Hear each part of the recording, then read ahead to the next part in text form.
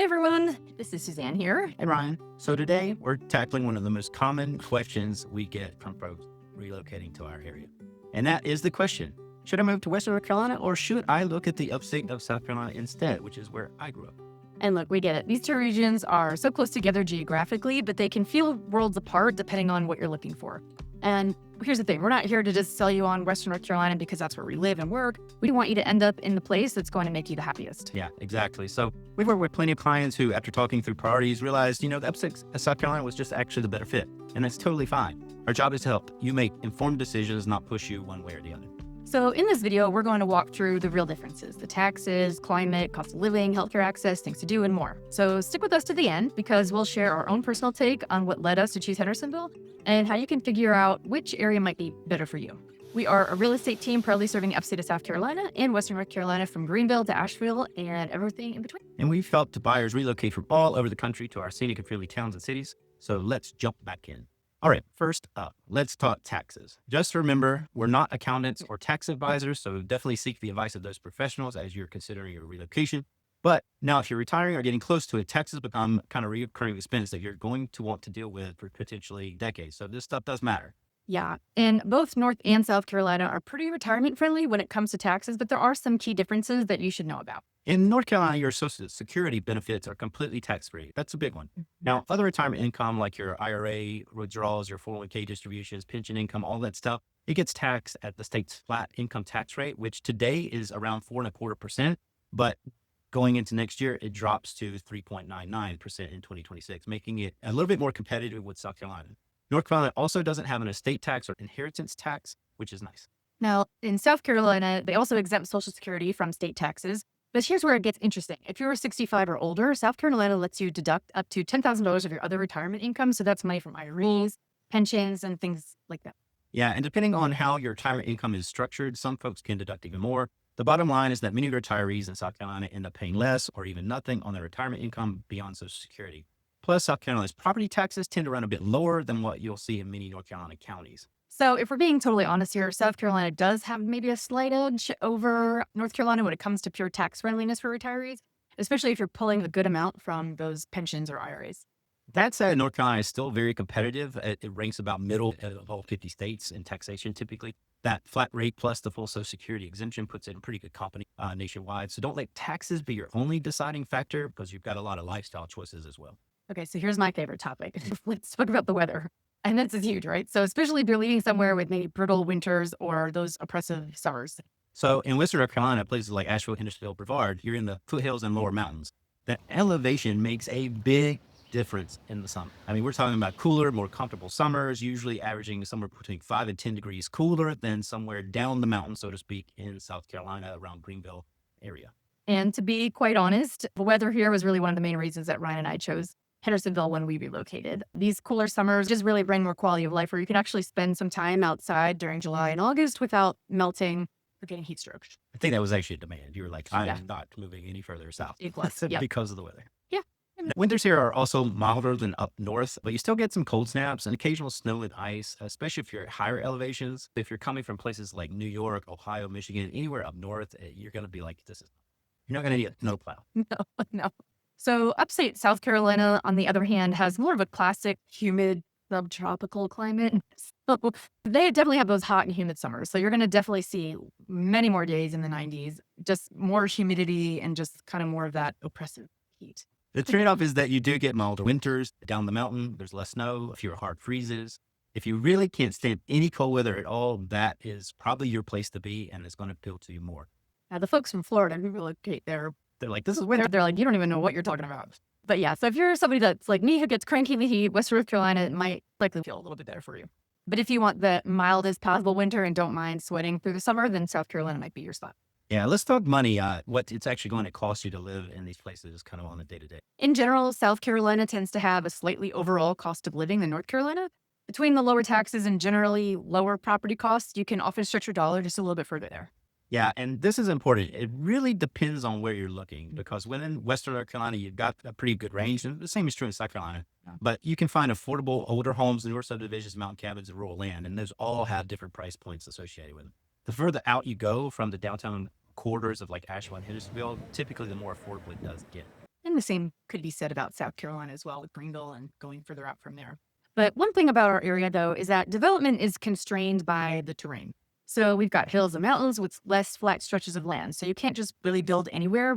Properties with those great mountain views or ridge lines, those scenic locations, those are really going to command those premium prices because there's only just so much of that land available. Yeah, and in the upstate of South Carolina, land is flatter, which means development is far easier and less expensive for builders. You'll see more and bigger subdivisions, newer construction, and sometimes better value per square foot, especially in areas like Greer or Taylor's, which are part of kind of suburbs of Greenville. And having said that, areas close to downtown Greenville or those trendy spots like Travelers Rest, Taylor's, they've seen a lot of demand and rising prices in recent years. So it's not like everything in South Carolina is automatically cheaper or as cheap as it used to be. Gap has really closed almost completely. Don't forget about your utilities and maintenance. Up here in the mountains, you might use more heat in the shoulder seasons, but down in South Carolina, you're definitely going to be using more air conditioner in the summer. If you're buying rural mountain property, you might also have septic systems, wells, steeper driveways, a little bit more road maintenance, driveway maintenance, costs that always don't show up in the online cost of living calculators, but just something to factor in as you live in the mountains here. Yep. So overall, South Carolina might have a slight edge on raw cost in a lot of cases, but the difference isn't always as dramatic as people think, especially once you start comparing specific neighborhoods and factoring what you actually want in a property and for your lifestyle. Okay, so moving on from that, let's talk about healthcare. So this is a big one that really people sometimes overlook when they're younger and healthy, but as you age, having good healthcare that's easy to get to becomes more important. Yeah, and upstate South Carolina, specifically the Greenville area, has really become a healthcare hub. Prisma Health runs multiple big campuses there, including Greenville Memorial Hospital, which is, I believe, the Trauma One hospital for the entire area. It's a major tertiary kind of referral center. They've also got Bon Secours St. Francis. It's in a women's hospital associated with that. And the University of South Carolina School of Medicine in Greenville is also there, which brings in teaching programs of specialists. So there's a lot of medical facilities and infrastructure in Greenville, but there's also a lot of population that use it. That's true. So Greenville gets marketed as really kind of a medical destination for the region. And honestly, they've earned that reputation. So if you need some of that specialized care, maybe cancer treatments, cardiology, orthopedics, pediatrics, specialties. So there's kind of a lot more depth there. Now in Western North Carolina, we have good medical facilities here too. Asheville has Mission Hospital, and Hendersonville has both Advent Health and Pardee, which is part of the UNC healthcare system, and all are very solid hospitals and have different specialties depending on what you need. And interestingly, Asheville actually has more physicians per capita than Greenville does. Again, it goes back to that population density kind of a thing. So it's not like you're lacking for care up here. So the thing to kind of watch out for is if you're looking at more rural parts of Western North Carolina or, way out in those mountains, winding roads, getting to a major hospital might take you maybe 30 to 60 minutes. And that can feel like a long time if you're having a medical emergency or if there's bad weather. Yeah. And as far as aging services, assisted living, midwifery care, home health, both states have options. The difference is kind of scale. In Greenville and the upstate, you'll find more facilities, more capacity, more choices, but there's also, again, more people competing for those same appointments and services. In some of the smaller Western North Carolina counties, like Haywood County, there might be fewer options, which mean driving to neighboring towns like Asheville as an example. So if absolutely having, top tier hospital access and lots of specialist options right nearby is a top priority, then both areas have great options for most people. The biggest consideration is likely the distance to these facilities based on the care options that is important to you and what you need. Yeah, let's talk about the fun stuff now. So what are you actually going to do in these two places, in these two states? So I feel like this is where North Carolina really shines for a lot of people, and especially for folks that are going to be retiring and they're going to have more free time on their hands to explore those hobbies. So we've got incredible outdoor recreation here. Those mountain hikes, the waterfalls, the forests, like Pisgah and DuPont, Blue Ridge Parkway. I mean, you can really kind of step out your door and be on a trail in just minutes in many areas. Brevard over in Transylvania County is literally called the land of waterfalls. You've got like 200. Yeah, it's crazy. If you're into mountain biking or just walking on some trails, fly fishing is a popular thing also out that way. That's really like the promised land for you right there. It's going to have everything you want. Yeah. And then you also have Asheville's whole scene. So you've got the breweries, the arts, the music, the food, and it's really kind of a vibrant cultural hub. And honestly, this was kind of another thing that really surprised us when we moved here. That Hendersonville itself really kind of punches above its weight for a town of this size. Yeah, I mean, the town only has about 15,000 residents. The county has about 115, give or take. And we've got the Flat Rock Playhouse that's in Flat Rock, which is the state theater of North Carolina.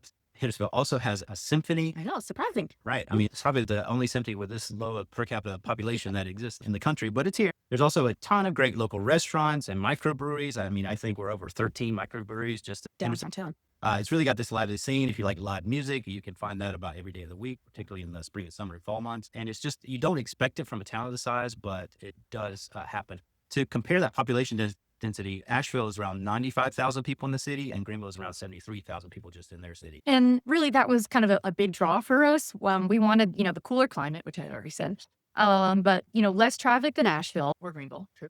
Greenville was out probably because of the heat. But, we really didn't want to feel isolated or like we were giving up culture or entertainment. And so really for us, Hendersonville gave us that balance. And it's not knocking any of the other places. We like to visit them, but Hendersonville just kind of struck the balance for where we were at in our point in life.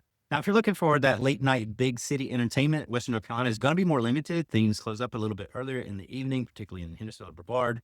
It's pretty quiet till morning. You might need to drive to Asheville or Greenville if you really want that nightlife experience, or just things that stay open later, like restaurants stay open till 10 o'clock, as anything. So yeah, upstate South Carolina, particularly Greenville, has invested heavily in that downtown revitalization. So Falls Park on the Reedy River is gorgeous. The Swamp River Trail is fantastic. It's a really nice, beautiful, long trail that you can ride and walk. But there's just more of that urban energy there. And I think we were surprised when we actually got out and like to downtown Greenville as to how much it's changed so much. Yeah, it's changed a lot. And it's a hip happening place. So it's a good place to go for food and entertainment. I mean, as someone who grew up there, it is striking that when I was in high school, as an example, I always say that you could like see tumbleweeds go through downtown after 5 o'clock because it was where someone went to work and then everybody vacated there. Not anymore. But all those projects came into play. The baseball stadium got built as part of that West Greenville expansion. And it's just a very happening place right now. And so on the weekend, you're going to see a lot of people, restaurants, a lot of high-end retail has gone there. Yeah. It's just a completely different place than what it was. The trade-off is that maybe you lose some of the mountain character that you've got around here.